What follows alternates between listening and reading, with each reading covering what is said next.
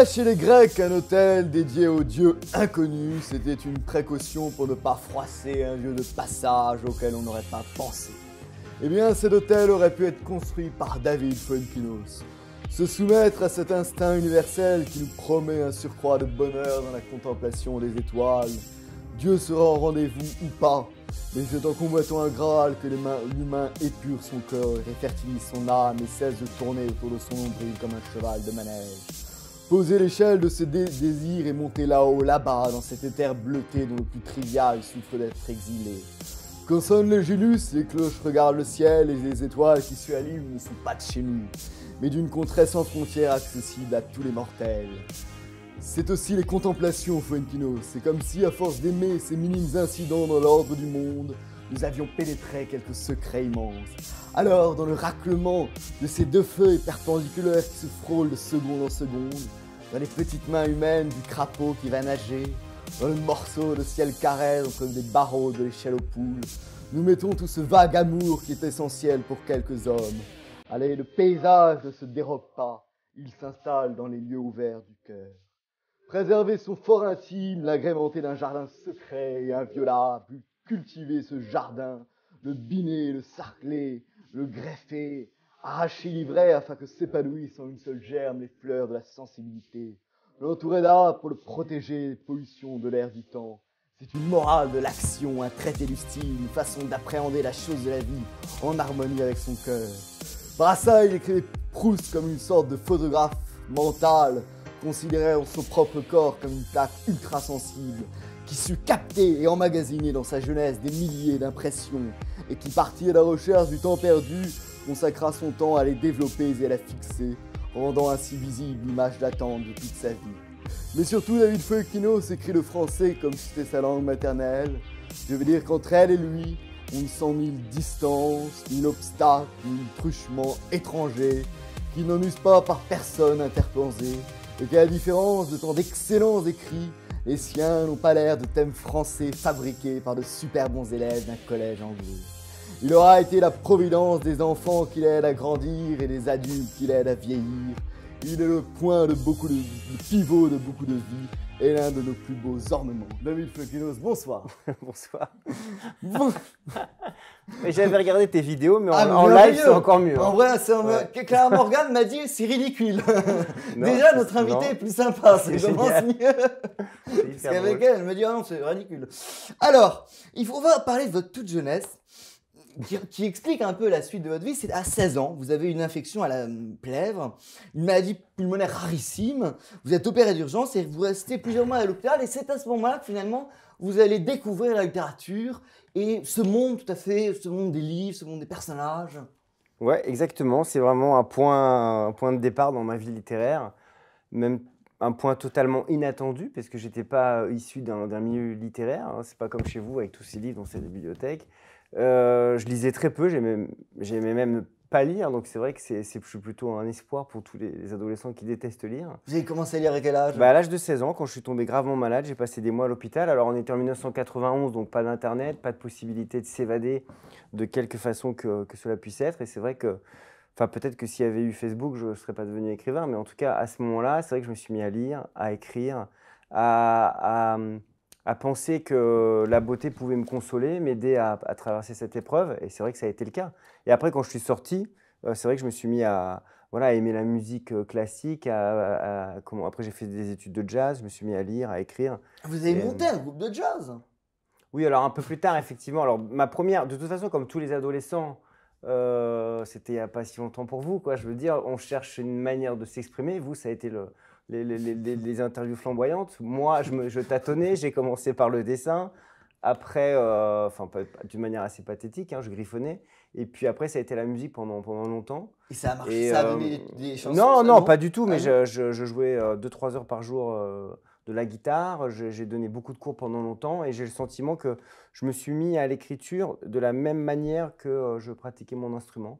Et d'ailleurs, c'est à partir de ce moment-là que vous êtes devenu complètement mystique? C'est à partir de ces 16 ans? Oui, pour revenir avant, oui, sur la maladie, bien sûr. C'est vrai. Oui, j'ai eu une expérience de mort, de retour à la vie. Et c'est assez étonnant d'ailleurs parce que je me suis rendu compte assez récemment que tous mes livres, alors que je les estimais tous très différents les uns des autres, parlent tous du même thème qui est la résurrection, la seconde vie. Et donc, effectivement, à partir de ce moment-là, tous les gens qui ont été gravement malades, qui ont touché ou qui ont approché la mort de près, deviennent plus ou moins mystiques. Après, ça ne veut pas dire que je m'endors avec une boule de cristal au-dessus de mon lit ou je consulte les oracles avant de savoir c'est Sheila qui fait ça. c'est Sheila, voilà, ce que je dois faire. Mais je suis sensible, oui, aux signes, ça c'est certain. D'ailleurs, vous êtes à la fac, c'est le moment mondain de l'émission. Vous êtes à la fac avec Nicolas Dessiendorf, qui est un de nos meilleurs amis. C'est assez marrant parce que, oui, Nicolas Dessiendorf, on est vraiment, je crois il est né un mois avant moi. Donc on se croise depuis 25 ans et c'est toujours un plaisir. Et quand on a publié notre premier roman, on s'est croisés dans le milieu littéraire et c'est vrai que je me suis dit, ça, sa tête me dit quelque chose tout simplement parce qu'il était à la Sorbonne en lettres et à l'époque, il n'y avait que 4 garçons dans l'amphi. Donc, je le voyais de l'autre côté de l'amphi avec son nœud papillon. Il avait un nœud papillon. Non, mais il a toujours eu cette énergie de vie qui est Il aimait déjà les animaux empaillés, la collaboration, les nœuds papillons et Sagawa. Tout en même temps, la collaboration des animaux empaillés. La collaboration des animaux empaillés avec Sagawa. Mais je crois que les grandes passions qu'on a se forment entre 16 et 25 ans, y compris les auteurs qu'on aime finalement. On tourne, après on revient vers eux. J'ai le sentiment que notre formation se dessine à peu près à ce moment-là. Et lui, oui, je pense qu'il est tombé dans le formol de ses passions à 18-20 ans, il y est toujours. Toujours aussi détraqué. Et l'opéra aussi, l'opéra et la bouffe. Ah oui, l'opéra. L'opéra bouffe du coup. L'opéra bouffe. Et la gourmandise aussi, toujours aussi tordue. Mais alors, un des livres qui vous a marqué, c'est Dostoïevski. Mais quel était le premier livre que vous avez lu? Alors, quand j'ai passé ce long séjour à l'hôpital, je me suis mis vraiment à beaucoup lire. Donc, il y a eu beaucoup d'avalanches à ce moment-là les auteurs qui sont rentrés un peu par hasard dans ma vie à ce moment-là. Ça a été Henri Miller, ça a été Kerouac. J'avais lu Les Clochards Célestes. Ah oui, oui, je me suis dit peut-être que dans 25 ans tu feras une émission. C'est pas son meilleur livre d'ailleurs en plus. Je voudrais dire de l'autre du mal. C'est peut-être son meilleur titre en tout cas. Oui, c'est son meilleur titre, mais c'est pas génial. Les Clochards Célestes. Après, j'ai lu Lolita, Nabokov. Enfin voilà, plutôt de la littérature américaine. Et c'est vrai qu'en sortant de l'hôpital, ça a été la découverte de la littérature russe et Dostoïevski. Et c'est devenu, j'ai eu une période, je suis plutôt quelqu'un d'assez obsessionnel. Là, ça a été assez grave. Après, puisque je suis parti en Russie, je voulais apprendre le russe. Je suis allé voir la maison de Dostoïevski à Saint-Pétersbourg. Et c'est vrai que le livre peut-être majeur, pour moi, c'est Les Démons. Alors, on va commencer à parler de vos livres et vous nous avez mis dans la merde. Parce que je commence à lire tous vos livres dans l'ordre. Enfin, je commence par Le potentiel érotique de ma femme, enfin dans l'ordre, etc. On va en parler. Et là, je tombe sur une interview faite par Combini où vous dites « Je renie tous mes premiers livres ». Je dirais tous mes premiers romans, donc je vous laisse l'embarras du choix. Je me sens très éloigné en fait de mes premiers livres que je trouve trop fous, loufoques, burlesques, un peu épuisants à lire. Ah non, oui, non, je sais plus si j'ai dit ça comme ça. En tout cas, je me sens pas proche de mes premiers livres. Maintenant, j'ai écrit, je sais pas, 17 ou 18 livres. Ça va faire 20 ans que j'ai publié mon premier roman, donc est-ce qu'on est pareil 20 ans après? Non, donc je me sens assez éloigné de l'énergie. Mes premiers livres sont très loufoques, très absurdes, un peu grotesques, ça part un petit peu dans tous les sens. Et donc je les déconseille, pas parce que je les estime pas, parce qu'il y a toujours 2-3 psychopathes pour les aimer. C'est ce dont on va parler. Mais honnêtement, moi je me sens... Ces 2-3 psychopathes, vous les avez trouvés ce soir. Je me sens assez éloigné. Oui, Le potentiel érotique de ma femme. Ça, c'était mon 3e roman. Et c'est le premier qui a un petit peu marché, bizarrement, mais je pense que c'était beaucoup grâce au titre. Alors c'était en 2004, c'est l'histoire d'un type qui se met à collectionner sa femme. Et on a l'impression d'ailleurs, pour parler d'héros russes, que c'est un peu un héros à la Lermontov. Oui, enfin il est un peu plus actif, il est moins romantique, puisqu'il aime justement quand sa femme lave les vitres. Il est un peu plus absurde, plus détraqué. Mais en tout cas, il a ce côté obsessionnel, ça c'est certain. J'aimais bien l'idée, le pitch du livre, c'était un collectionneur compulsif qui à un moment donné tombe amoureux, donc finalement se fixe, puisque les collections c'est souvent pour pallier à un manque affectif qui est donc absous d'une certaine manière avec cette rencontre amoureuse, et puis à un moment donné il rechute, mais en collectionnant sa femme, ou en collectionnant plus précisément un moment de sa femme. Alors, au début du livre, vous dites « Il serait une sorte de héros de notre temps, mais voilà qu'il venait de décider de se suicider. Un certain goût pour le spectacle lui avait fait opter pour le métro. Malheureusement, ça rate. Alors il se retrouve à l'hôpital. Et alors c'est assez étonnant parce qu'il se demande « Peut-on coucher avec une femme qui nous trouve originale ?» Et pourtant, vous avez fait le héros le plus cliché au monde qui va se demander comment on peut coucher avec une femme qui nous trouve originale.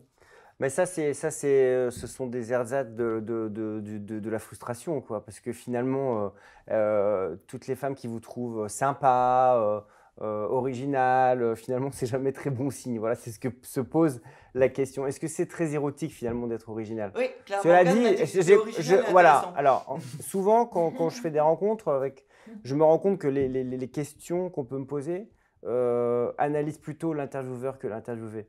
Donc, j'ai bien compris qu'il y avait un questionnement sur l'originalité.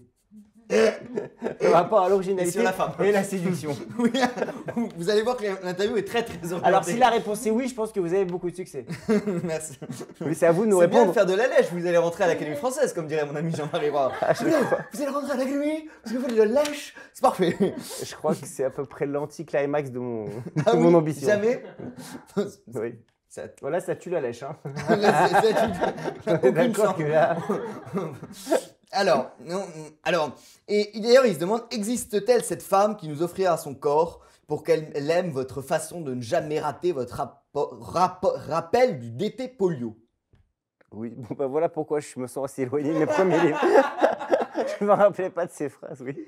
Oui, parce que l'infirmière doit lui faire un compliment sur son rappel de DT polio ou quelque chose comme ça. Mais oui, mais on se demande... C'est vous qui avez dû relire plus récemment. Oui, moi je... Vous n'aviez pas précisé que... Non, en plus, j'ai eu la chance incroyable de vivre une émotion pour un auteur très forte, c'est que ce livre a été adapté au théâtre par une jeune compagnie vraiment géniale il y a 2 ans. Et donc, je me suis retrouvé dans la salle à découvrir ce texte que j'avais écrit presque 20 ans auparavant, que je n'avais jamais relu, que j'avais oublié. Et donc, je le découvrais et j'étais... pas du tout séduit parce que je l'avais écrit, loin de là, mais parce qu'ils en faisaient. Et finalement, ils l'avaient amélioré. Ah oui, ouais. Vous disiez, le mec qui a écrit ça, il a peut-être un petit talent quand même. Une adaptation, c'est un peu la roulette russe. Parfois, ça améliore et parfois, ça... On va en parler. Ça rend médiocre. Vous êtes spécialiste des adaptations, vous. Mais... C'est un reproche? Non, pas du tout. Non, pas du tout. Pourquoi ce serait... Vous êtes un spécialiste. Non, mais alors, il y a une phrase de Sacha Guitry qui m'a fait penser à votre livre. Est-ce que c'est vraiment de Sacha Guitry ou parce qu'on aime bien dire que c'est une phrase de Sacha Guitry? Non, le pire c'est que c'est de lui, qui est très bonne, qui dit « Les femmes se marient par lassitude et les hommes par curiosité ». Est-ce qu'il n'y a pas un peu de ça dans le potentiel érotique de ma femme? Je crois qu'il y a surtout une union pour se sauver d'une certaine manière. J'ai un fantasme du couple absolu. D'ailleurs, après, j'ai écrit sur John Lennon, John et Yoko. Il y a l'idée que finalement, l'amour peut, je ne veux pas dire sauver, c'est un peu excessif ou un peu niais, mais ce que je veux dire, en tout cas, peut panser les fêlures d'une certaine manière. C'est une sorte de cicatrisation de ce qu'on rate, comme si 2 êtres ratés pouvaient former un couple réussi. Mais est-ce que finalement, on ne pourrait pas se dire qu'on ne tombe pas toujours amoureux d'un cliché qu'on transpose sur une personne? C'est-à-dire pas d'une personne réelle, mais d'une image qu'on avait en tête, d'un rêve de jeunesse, et on la met sur une personne comme un dessin qu'on placarde et on est amoureux. J'ai vraiment l'impression que vous parlez de vous là. Non, ce sont des questions. Vous avez quelqu'un en tête Pas du tout, il y avait un point d'interrogation. Alors pour moi, c'est vrai que j'ai fait quelques livres qui parlent comme la délicatesse ou le potentiel érotique qui parle des sentiments, et parfois on m'a posé des questions autour de l'amour ou des sentiments, et je crois vraiment que c'est toujours un peu, pas absurde, mais en tout cas, il est difficile vraiment de faire des généralités. Que ça soit dans la passion, dans le désir, dans ce qu'on aime ou ce qu'on n'aime pas chez quelqu'un, dans la lassitude, dans le couple. Je crois que c'est ce qui est d'ailleurs assez excitant, c'est que chaque histoire d'amour forme un monde absolument autonome. Et d'ailleurs, on peut toujours vous dire, pourquoi écrire une histoire d'amour? Il y en a déjà eu des millions et des millions. Et je pense qu'à partir du moment où on met 2 êtres autonomes, ça crée un monde qui n'a pas de... On n'a pas de mode d'emploi prédéfini. J'avais commencé cette émission dans un spa auditif agréable où tout le monde était gentil. Je vois qu'on commence à ne pas aimer mes questions et dire qu'elles sont d'une banalité terrible.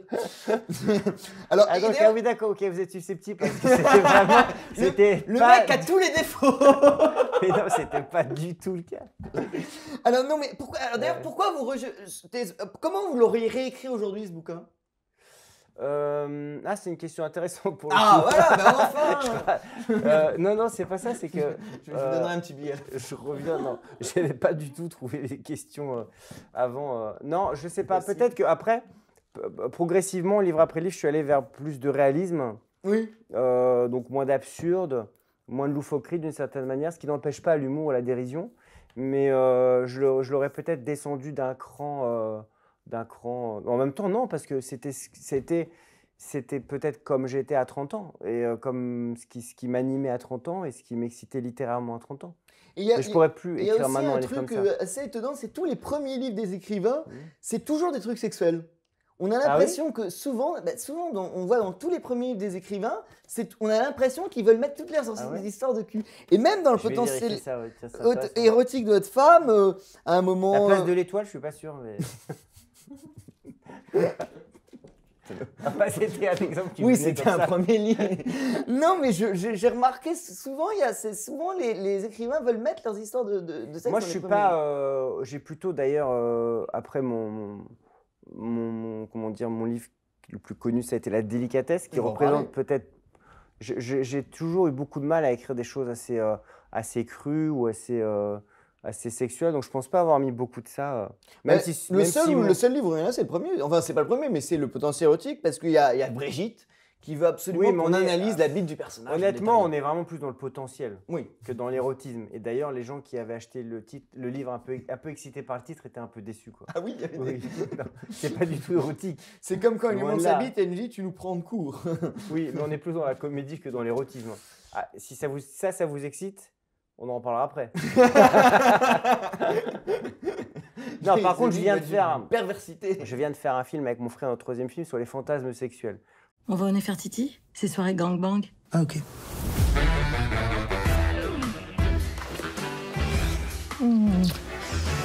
On est jeudi. Non? Imagine sa tête si je lui dis que ça fait 1 an que je fais semblant. C'est bon, mon amour. Ça fait 1 an. Et si on jouait des rôles? La prochaine fois, j'essaierai lieutenant.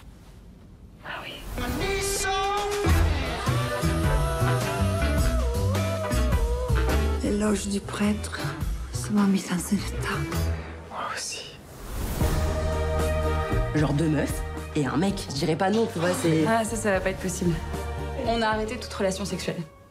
On a découvert un plaisir qui est dingue. Quoi? Ma sœur? Bonjour. Bah, on s'embrasse, non?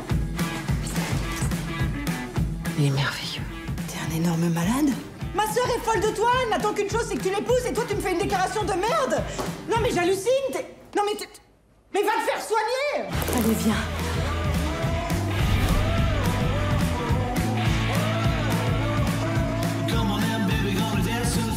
Je suis ok pour qu'on se filme, mais pas pour me lancer dans le porno, je suis pas exhibo. D'accord, on le fait, mais que pour nous. Jurez, mon amour.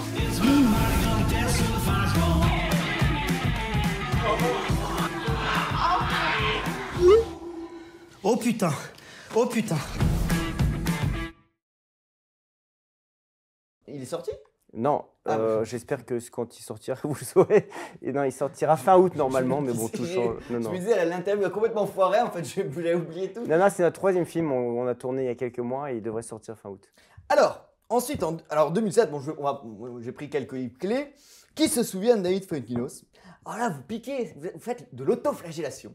Ça, c'est le grand truc d'un de nos grands amis de l'émission, qui est Jean-Marie Roire, qui fait que des livres sur l'autoflagellation. Écoutez, je suis un banni, je suis un vaincu de l'existence. Écoutez, moi, on me fait piper dessus. Écoutez, je ne suis rien, je suis une merde, et j'écris des toutes petites choses. Et c'est ce que vous faites C'était dans dans ce la livre. tradition des gens qui l'aiment bien aussi, comme Nourrici aussi, qui Ah avait oui. écrit À défaut de génie.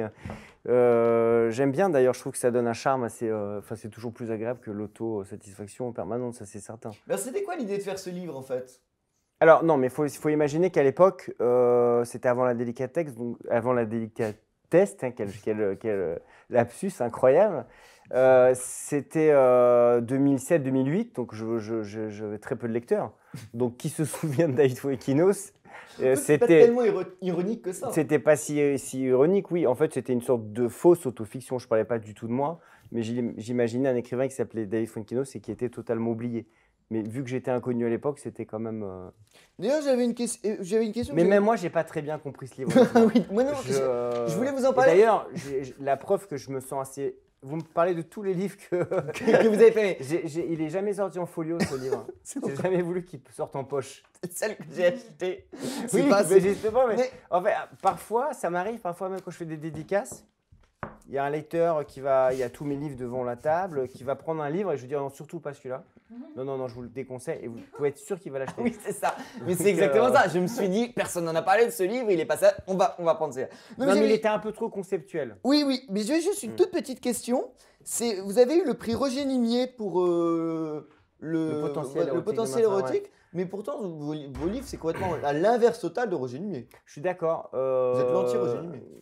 En tout cas, j'adore toujours Bernard Franck, qui était dans le jury, donc ça a été vraiment à l'époque, ça a été très émouvant pour moi. À vrai dire, je parlais tout à l'heure de François Nourricier, c'est François Nourricier qui avait en 2004 une chronique dans le Figaro Magazine, et qui était tombé sur ce livre, et qui avait... J'avais aussi la fondation Hachette, la Bourse Lagardère, et donc Edmond de Charleroux m'avait lu, elle avait conseillé à Nourricier, et puis c'est Nourricier qui a... Mais je suis d'accord, mais après, très souvent, les prix littéraires sont pas forcément... Moi, je sais que je fais partie, par exemple, du prix Régine Deforge. Bon, on essaye d'être... Ou Anaïs Nin, on essaye parfois d'être un petit peu dans l'esprit d'eux, mais si on a un coup de cœur pour un livre, on peut s'éloigner de ça. Alors, Bernard Franck, pour les auditeurs incultes, c'était un immense critique qui est mort au restaurant, ce qui est assez génial. Immense écrivain, surtout. Immense écrivain, bien sûr. Il a écrit très très peu, mais immense romancier. Mais et effectivement, et après, il a eu une chronique pendant longtemps, il parlait beaucoup de gastronomie, ça c'est certain. Il est mort surtout C'était le meilleur ami de Sagan. Oui. Il buvait énormément. C'était quelqu'un d'absolument... d'un esprit tellement brillant et vif. Et je crois qu'il était malade, mais il prenait plus ses médicaments. Et il est surtout mort au restaurant en déjeunant avec son médecin. C'est terrible, c'est comme Goscinny qui est mort en faisant un examen du cœur. Ce qui l'a tué, c'est le fait que le cardiologue lui a dit de pédaler pour votre examen du cœur. Mais alors ça, c'est terrible parce que parce que voilà, s'il y a eu une erreur, c'est ça rend tragique. Dans votre livre concept, donc qui se souvient de David Fokinos, puisqu'on va en parler un petit peu, est-ce qu'il n'y a pas un côté un petit peu mégalomane d'écrire ça? Parce que du génie incompris, par exemple, on sait que Gallimard a refusé Céline, Proust, Joyce. Et est-ce que vous ne vouliez pas un peu vous mettre dans la case du génie incompris? Ah alors. Vraiment, je pense pas. Je dois avoir pas mal de défauts, mais mégalomanie, je crois pas que ce soit mon truc. Je pense pas. Je pense que ça se sent aussi dans mes livres. Non, j'ai essayé de raconter une sorte de double littéraire, un peu comique, un peu risible. Parmi mes auteurs préférés, loin de là, l'envie de me comparer, mais il y a Philippe Ross. Et donc le Nathan Zuckerman, voilà, le double littéraire de Philippe Ross, qui est toujours en proie à des démons existentiels et à des ratages. Après, c'était un livre où c'était l'histoire d'un écrivain qui n'avait plus d'idées, donc totalement désemparé, perdu, et subitement, il était foudroyé par une idée géniale. Et il est sûr que cette idée-là va lui permettre vraiment de reconquérir le public, sauf qu'il oublie cette idée. Donc, il va partir à la recherche de son idée perdue pendant tout ce roman.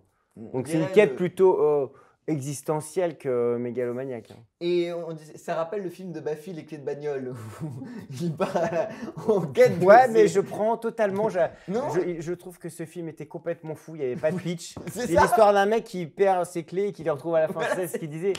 Et puis sur l'affiche, il y avait marqué « N'y allez pas, c'est une merde ». Et personne n'y est allé. Oui, personne n'y est allé. Il y a eu le plus gros casting du cinéma français, mais surtout, il y a eu le plus gros... C'était tellement beau. C'est le plus beau casting depuis peut-être Napoléon de Sacha Guitry. Il n'y avait jamais autant de Donc j'étais en train de vous raconter un très long pitch d'un roman, d'un pitch élaboré, et vous me dites ça me fait penser au film qui n'a pas d'histoire. Non mais est-ce que, parce que ce qui est assez amusant, c'est que vous avez écrit à une époque sans reconnaissance, on va dire, et maintenant vous êtes une icône. Est-ce que ça a changé votre manière d'écrire ? Est-ce qu'on écrit pour la reconnaissance ou pas du tout ? Changer la manière d'écrire, non. Par contre, c'est vrai que moi, je viens d'un milieu plutôt modeste, donc mes livres ne se vendaient pas beaucoup. Jusqu'à 35 ans, voilà, j'étais aussi animé par des contraintes matérielles. Donc le succès m'a donné surtout une très, très grande liberté.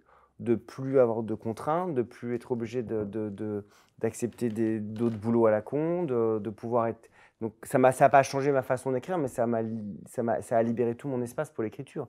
Le succès de La Délicatesse m'a sûrement permis d'écrire un livre comme Charlotte, ça c'est certain. Ah oui, alors on n'y est pas encore, parce que là, moi je me suis arrêté à Les Célibataires en 2008. Ça aussi, vous le reniez ? Non, pas du tout, mais c'est une pièce de théâtre. Oui, je Donc sais. je pense qu'il faut vraiment éviter de la lire, il fallait la voir à l'époque. Je l'ai lu, mais non, mais je suis Ah maso. Ouais, ouais. Alors, Mais c'est Michel et C'est sympa de Sylvie. ne pas avoir annulé l'invitation après avoir lu tout. Oui, alors oui, c'était une pièce de théâtre en 2008, ouais. Sur les agences matrimoniales qui faisaient faillite. Oui, c'était C'est ça. très drôle. C'est l'histoire de deux personnes qui passent leur vie à aider les autres et qui finalement s'oublient eux-mêmes à la fin. Exactement. Et qui Ouais. finalement vont se mettre ensemble. Ouais. Ah, vous l'avez vraiment lu parce que Oui, ça, le pire, c'est que parce que ça, c'est un pitch qui n'existe pas. Oui, Donc oui. là, j'ai la preuve que. Non, mais c'est assez intéressant parce que c'était à une époque où il n'y avait pas encore toutes les rencontres virtuelles. Ouais, on était au basculement. au basculement. Et est-ce que. C'est un monde qui s'écroulait, le monde des agences matrimoniales. Ouais. Mais est-ce que vous pensez que les rencontres virtuelles ont complètement fait basculer la séduction et tout ça ou pas tant que ça? Bah, en tout cas, on n'a plus besoin d'agence. Oui. Le côté, on va voir quelqu'un, on lui explique ce qu'on aime. Maintenant, avec Tinder, tout ça, on voit tout de suite les choses. Donc, ça a mis quand même pas mal de gens au chômage. Tous les gens qui. Il y avait un film de Lelouch extraordinaire, je crois que c'était Robert et Robert, où justement, voilà, la solitude à l'époque, la seule solution quand on rencontrait personne, c'était d'aller dans les agences matrimoniales. Oui, Donc mais- après, c'est vrai que pour moi, cette pièce marque aussi ma première pièce de théâtre qui a été jouée. Mhm. Donc c'est vrai que pour un auteur, surtout un romancier, Mhm. qui n'a pas le rapport, à moins de courir après la personne qui est en train de lire son livre ou de vérifier si elle sourit en tournant les pages, il faut vraiment être un peu tordu pour en arriver là. Être dans une salle et surtout si c'est une comédie, entendre les gens rire, c'est vrai que ça a été pour moi un grand souvenir. Mais alors, ce que je voulais dire, c'est que. Oui, revenons au sujet. Oui, revenons au sujet de la séduction. C'est un sujet qui nous a. J'ai essayé d'endormir le. Il essaie de nous diluer, nous Donc faire les aller. agences. Ouais, voilà, Non, mais d'accord. je me demandais, est-ce que finalement, toute la séduction virtuelle a pas tué? Parce qu'avant, par exemple, il y avait des lieux de drague, je sais pas, mais il y avait la bibliothèque Georges Pompidou qui était un lieu connu pour être de drague, il y avait la piscine de Ligny qui a coulé, ce qui est étrange pour une piscine, mais il y avait des lieux de drague, il y avait beaucoup plus de gens qui se parlaient dans le métro, des gens qui se parlaient dans la rue, et il y avait même le slow, le quart d'heure américain qui a disparu. Est-ce que tout ça, tout ce monde qui s'est écroulé, ça n'a pas été tué par justement la séduction par Non, Internet? parce que d'abord les agences matrimoniales aussi, c'est un peu l'amour est dans le pré, quoi. C'est-à-dire que ça touchait aussi des gens il faut avoir quand même du bagou, il faut quand même avoir de l'aisance pour aller draguer à la bibliothèque de Beaubourg ou dans une piscine ou dans une boîte de nuit. Moi, en tout cas, c'était pas mon cas. Et ce que je veux dire, c'est que ça touchait tout un public qui maintenant utilise les applications, ça c'est Mais certain. vous avez déjà fait appel à une agence matrimoniale? Non, bah, quand même pas. Ça s'est arrêté il y a à peu près une quinzaine d'années. Vous auriez pu être très précoce. Alors, je pense pas qu'à 20 ans, c'est Vous la première auriez pu chose prendre qui. votre profil. Non, à 20 ans, on préfère aller se prendre des râteaux plutôt que. Mais par contre, moi, j'ai pas connu. J'ai pas utilisé les applications de rencontre, ça c'est certain. Ah oui, il y a beaucoup d'écrivains qui utilisent des applications de rencontre. Bah, pas que des écrivains, ouais, tout le monde. Ouais. Non, mais je pensais à un de mes meilleurs amis écrivains très connu qui a 80 ans et qui est sur Tinder Ah ouais avec son profil, mais. Super, mais 80 ans ouais, 80, voilà. Oui, je sais qui c'est. Qui c'est? Ah bah, je veux pas le dire. Ça commence par quelle lettre? Un T? Pas du tout. Absolument pas. Ça commence par un R. Ah bon?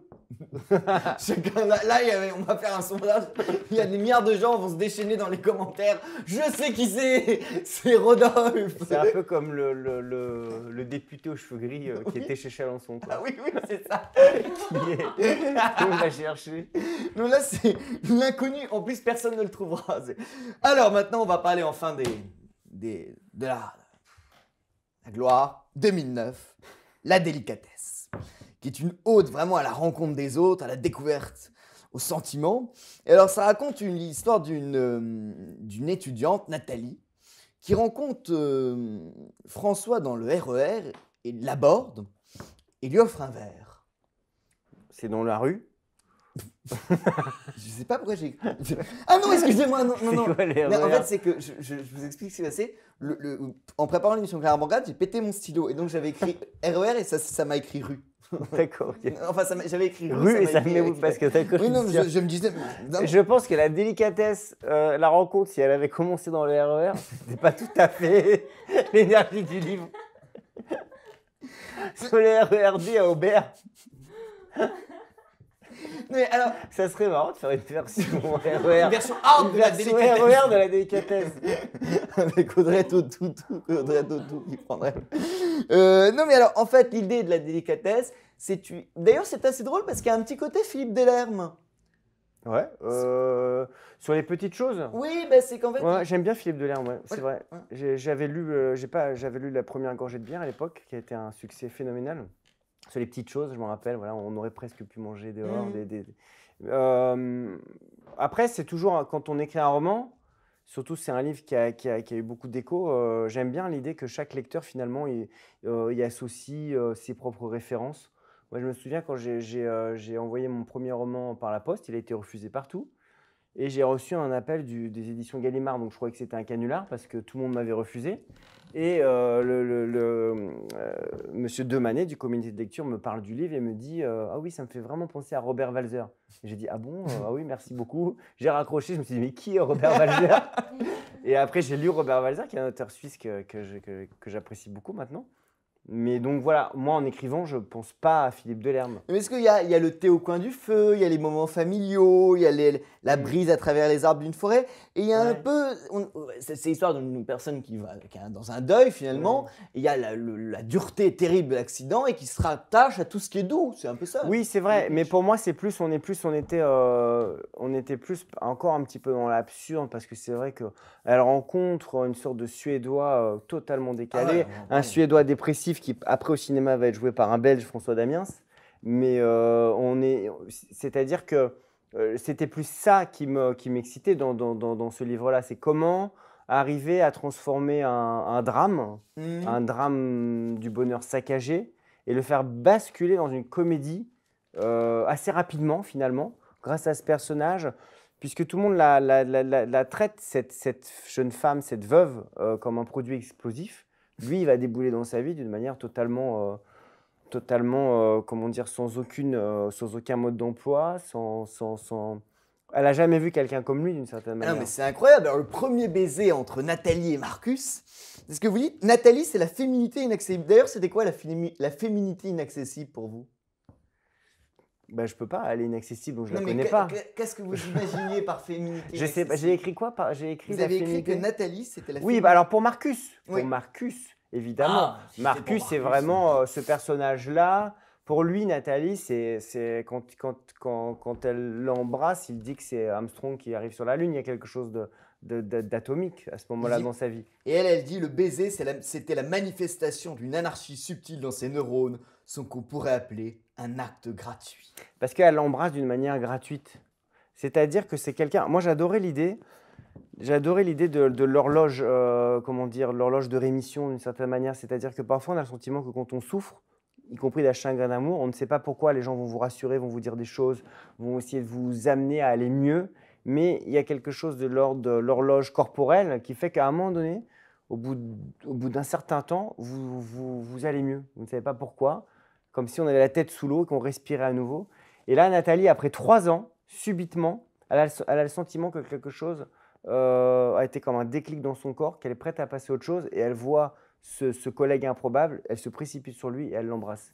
Et pour elle, c'est un acte comme une grande respiration d'air après avoir passé 3 ans la tête sous l'eau, d'une certaine manière. Mais est-ce que, je vais faire là, vraiment de l'analyse comparée de comptoir, mais est-ce que du coup, c'est pas un peu un écho à votre propre vie? Parce que finalement, votre accident, vous avez passé 2 ans la tête sous l'eau et finalement, c'est pas ce qui vous arrive. Alors, pas exactement sur ce point-là, mais vous avez totalement raison sur le fait que la délicatesse, c'est totalement improbable ce qui est arrivé à ce moment-là de ma vie, puisque mes livres se vendaient à 2000, 3000, 4000 exemplaires. La délicatesse, c'est un livre qui a été en tête des ventes en France pendant 1 an et demi. Numéro 1 des ventes, c'est 1 300 000 exemplaires, donc c'était surréel pour moi. Et pour moi, c'est exactement, il portait la même énergie que mon livre précédent, Nos séparations, qui s'était vendu à 2 ou 3 000 exemplaires. Donc c'était incompréhensible. Et je me suis rendu compte, en recevant énormément de lettres de femmes en deuil ou des gens qui avaient perdu un proche, qui se reconnaissaient dans le livre. Et ce n'était pas du tout mon histoire. Je suis ni veuve ni suédois, jusqu'à preuve du contraire. Mais par contre, j'avais mis dans cette histoire, je m'en suis rendu compte bien après, la maladie, la mort et le retour à la vie. Et c'est un livre sur le retour à la vie. C'est un livre sur la résurrection. Et Nathalie, d'ailleurs, évoque ça d'une manière étymologique. Et donc, sans m'en rendre compte, ce roman qui est purement fictionnel a un accent personnel très, très, très important. Mais d'ailleurs, ça pourrait faire penser à un très très beau livre d'un ami commun qu'on a, comme Moment mondain, qui est Bruno de Stabenrath, qui avait écrit, qui a eu un gravissime, c'était terrible, alors pour dire en quelques mots, parce que c'était un playboy, qui avait plein de femmes, qui était merveilleux. Ouais. Il a un gravissime accident de la route, il devient tétraplégique, il passe 14 mois à Garches, et il écrit Cavalcade, qui est finalement le récit de sa reconstruction, et c'est très beau la façon dont il s'est reconstruit, donc il a pris du recul sur son handicap finalement. Moi je trouve qu'il a un regard formidable sur la... C'est vraiment c'est quelqu'un qui est un modèle hein, à plein d'égards.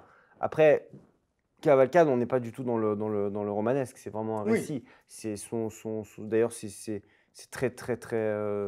c'est un livre à lire quand on est victime d'un handicap parce que je pense qu'il aide beaucoup les autres aussi hein, par son énergie. Ah et c'est quelqu'un de lumineux.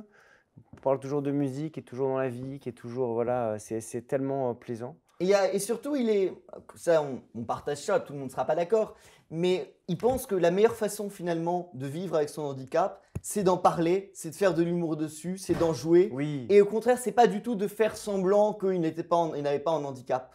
Et par exemple, j'ai une scène, c'est hors sujet là, mais c'est très très drôle. On fait un dîner avec Nicoletta et Bruno Stabenrath, arrivent les flics. Et je dis à Stabenrath, va ouvrir aux flics. Alors vous imaginez la gueule des flics qui arrivent, ils voient d'abord Bruno de Stabenrath, paraplégique, qui dit « Je faisais une soirée », arrive le Népalais qui s'occupe de Bruno de Stabenrath, qui dit « Hello, hello ». Donc les flics disent « Putain, il y a un paraplégique, un Népalais ». Et arrive mon grand-père de 94 ans, qui arrive comme ça, et ils lui ont dit « Vous faites du bruit ». Il dit « Du quoi ?» Et là, il y avait le Népalais, le tétraplégique. Là, c'est un film de Mocky, quoi. Voilà, là, c'est un film de Mocky. Alors, d'ailleurs, on apprend un truc sur la Suède dans votre livre, c'est que moi, franchement, j'ai l'impression que la Suède, c'est le pays parfait, toutes les filles sont sublimes, on mange bio, enfin, on va pas à l'école. Et en fait, c'est le pays où on se suicide le plus. Oui, c'est un livre qui était quand même... je me moquais beaucoup des Suédois. Oui, c'est ça. Oui, c'est la dépression des Suédois. D'ailleurs, mais en même temps, les Suédois eux-mêmes s'amusent beaucoup de leur image. Quand on voit les pubs Ikea ou les choses comme ça, ils sont tout le temps en autodérision. Mais c'est vrai que le livre, après, j'ai beaucoup voyagé avec ce livre, mais ils ne l'ont pas très très bien pris en Suède. Ah ouais ? Non, ça ne faisait pas vraiment rire, quoi. Mais c'est drôle parce que là... Mais bon, après, c'est plutôt... même dans le film, ils se moquent beaucoup de la Suède. Alors, d'ailleurs, ce Marcus ne plaît pas physiquement à Nathalie. Et dans quelle mesure on peut tomber finalement amoureux de quelqu'un qui ne nous plaît pas physiquement ? Ah oui, alors ça, pour moi, c'était intéressant parce que parfois, certains l'ont comparé à La Belle et la Bête, ce livre. Non, mais il y a un côté... D'abord, je pense qu'on n'aime pas du tout les personnes de la même façon selon ce qu'on vit, ce qu'on traverse, aux différentes étapes de notre vie. C'est-à-dire que Nathalie, c'est évident que quelques années auparavant, elle n'aurait jamais regardé cet homme-là. Mais ayant traversé un deuil si douloureux, étant si fracturée de l'intérieur, je pense qu'elle va être attirée par la douceur, par la compréhension, par la délicatesse. Et donc, à ce moment-là de sa vie... et d'ailleurs, le livre tourne autour de cette idée qu'on peut parfois rencontrer les bonnes personnes au mauvais moment de sa vie, et parfois certaines personnes sont bonnes parce qu'on les rencontre au bon moment. Alors, c'est quand même un livre très drôle, il faut le dire. Il y a des passages complètement lunaires dans le livre. Alors, on a des trucs très drôles. On a la recette du risotto aux asperges et avec des tuiles au parmesan. Oui, très important. Hein. Très important. Et ça rappelle les asperges chez Proust. Oui, oui. Ce qui a brouillé les filles Saint-Oven. Non, mais... Ah oui, il y avait une histoire d'asperges, quoi. Oui, pas que c'est très freudien, ça. Je pense que c'est pas le seul point maintenant, mais... en tout cas... pour moi, j'avais envie de faire un livre extrêmement classique, de raconter une histoire avec voilà, un début, un milieu, une fin, et en même temps d'être totalement moderne dans la forme. Donc c'est un livre qui, parfois on m'a demandé pourquoi ce livre avait une telle réception. Il y a des recettes de cuisine, voilà, c'est peut-être pour ça que ça il y a le code d'accès de l'appartement de Marcus, on comprend pourquoi on l'a acheté. Il y a deux trucs qui m'ont rappelé ma vie, c'est génial, parce que il y a la posologie du Guronzan. Un produit dont je fais souvent l'apologie à l'antenne, et que je prends d'ailleurs. Et le Guronzan, c'est totalement légal. Ouais, pas de problème. On dirait que j'ai dit que je prenais de Oui, mais alors, en précisant que le Guronzan, c'est légal, ça sous-entend que que vous ne prenez pas que du Ah non, glucosan. justement. Il fallait Ah non, éviter alors, cette ah non. phrase. Alors, Ces gens-là, ils se mettaient 3, 4, 5 grammes de coke dans le pif. Je l'ai fait aussi. Mais moi, je prenais soin, avant d'aller me coucher, de me laver le nez avec une solution saline que j'ai achetée en pharmacie. Et voilà, et comme ça, je dormais proprement. alors c'est quoi la technique? Il faut se laver ça s'appelle comment la solution? Non, mais j'ai jamais pris de coke. T'es un coquin, toi. Non, mais c'est une question pour les auditeurs. Ah, c'est quoi la technique solution saline? Ah, je sais quoi la Non, solution. non, mais- Tu vas en pharmacie, tu leur dis je suis cocaïnomane, j'aimerais bien avoir une solution saline pour avant d'aller me coucher, et ils te donneront, t'inquiète pas. Ou alors ils appelleront la police. Oui, mais plutôt. Vous me mettez dans une merde. Non mais putain, j'ai une Clara Morgan ce matin. Non, j'en peux plus, je suis fracassé. Non. Alors par rapport au... Non, c'est qu'en fait, notre émission, il y a la plus grande rumeur, parce que vous savez, on met les replays sur YouTube, alors parfois il y a 1 million de personnes qui regardent, je sais pas, ça me dépasse. Mais je lis parfois les commentaires. Et tous les commentaires, c'est... Le mec est complètement cocaïné. Le mec est cocaïné. Donc, voilà. Oui. Donc, je n'ai jamais pris de cocaïne de ma vie. Mais c'est ce qu'on dit d'Hanouna aussi. Mais c'est ce qu'on Et dit. je crois qu'Hanouna ne prend pas de cocaïne. Mais bien sûr que non, il n'en prend pas. C'est ce qu'on disait de Sarkozy. Oui. Mais il n'a jamais pris Il de boit cocaïne même pas de sa vie. d'alcool, Bien je sûr crois, que ouais. non. Et je bois même pas d'alcool, je bois de l'eau. Ouais. Il y a le nombre En de tout cas, vous me fournirez l'adresse de votre dealer parce qu'il a l'air il a l'air très bon quand même. En tout cas, dans la délicatesse, où il y avait au-delà du roman, j'aime bien parler des livres que j'aime, des tableaux que j'aime, donc j'évoque voilà, certaines choses dans ce livre, entre les chapitres. Il y a le nombre de paquets de Chris Paul vendus en 2002. Ouais, c'est hyper important ça. C'est essentiel. Je pense qu'on ne peut pas passer à côté de cette information. Ah mais il y a mieux. Il y a la déclaration d'Adjani sur le plateau de Bruno Mazur le 18 janvier 1987, qui a déclaré « Je ne suis pas malade ». Bah, tout le monde s'en rappelle, hein. Incroyable. C'était énorme. Ouais. Vous savez que j'ai reçu le mec qui était à l'origine de la rumeur? À cause de la rumeur. Non. Oui. Enfin. Mais est-ce que c'est vraiment pas une rumeur? Il dit lui-même que. Ah, ça serait il drôle. lance la rumeur que c'est lui le mec de la rumeur. J'ai reçu un type qui est ressorti. Alors, il faut savoir que ça a été. Alors, on va en parler. J'ai eu. Pour moi, c'était un rêve pour moi de rencontrer Isabelle Adjani. Je l'ai fait pour Vanity Fair, un portrait. Et j'avais oublié, parce que je me souvenais qu'il y avait cette rumeur, qu'elle avait démenti aux 20h de TF1, et puis elle avait la main comme ça, donc les gens n'y croyaient pas. Mais ça a été catastrophique. C'est-à-dire qu'à ce moment-là, plus personne ne voulait monter un film avec Isabelle Adjani. Parce que déjà, le sida en 87-88, c'était extrêmement sulfureux, c'est-à-dire on ne savait pas le danger que ça représentait, c'était extrêmement compliqué. C'est vrai que cette rumeur a mis à mal sa carrière, et c'est vrai que c'était Fechner, je crois, en tout cas le producteur de Camille Claudel a été extraordinaire à ce moment-là, parce que vraiment ça tuait sa carrière. Elle a d'une résilience et d'une force. C'est une femme que j'admire énormément. Je n'ose plus raconter mon anecdote, je pense que ça va. Ah oui, c'était quoi l'anecdote? Ouais, non, là je la sens. Sur la rumeur? La rumeur, ma rumeur. Ah ben non, mais ça sera plus là, marrant vous allez moi, mal le prendre, je pense. Pourquoi? Mais non, mais alors, une rumeur sur moi? Non, sur Adjani. Ah oui, la rumeur de la rumeur, c'est que j'avais reçu ici un type qui sortait de 20 ans de prison, qui s'appelait Gérard Forel, le dealer des stars, et qui était le fournisseur de cocaïne de Johnny Hallyday, enfin qui était un peu dans le milieu de la jet set, et qui avait été l'amant de... C'est une rumeur. tout ça est mis en... C'est du roman. Voilà. Il dit ça, moi. C'est dans ses livres. Oui, alors, et il dit que... Et il raconte qu'il a été l'amant d'Isabelle Adjani. Et quand il a été là, arrêté, en quelque sorte, c'est à partir de ce moment-là qu'on a cru qu'il avait passé le sida à Isabelle Adjani. Et que la rumeur est née de là. Ah oui. Non, mais... Peut-être, mais au-delà de ça, il y avait des témoignages de gens qui disaient oui, de sources sûres, on l'a vu à l'hôpital, elle a plus ses cheveux, elle a plus ça, des témoignages hallucinants. Donc c'est vrai qu'après, la rumeur est devenue... c'est intéressant d'ailleurs de voir à quel point la rumeur devient réelle. Non mais c'est terrible. C'est comme Sheila est un homme. C'est une époque où il n'y a pas les réseaux sociaux encore. Avec les réseaux sociaux, elle fait 2-3 selfies, elle fait une story.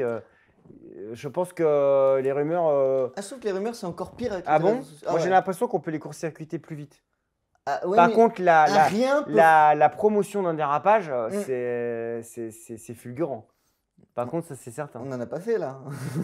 Mais je pense que... que cette émission ne sera pas diffusée. Non, d'abord, je pense que personne ne nous regarde.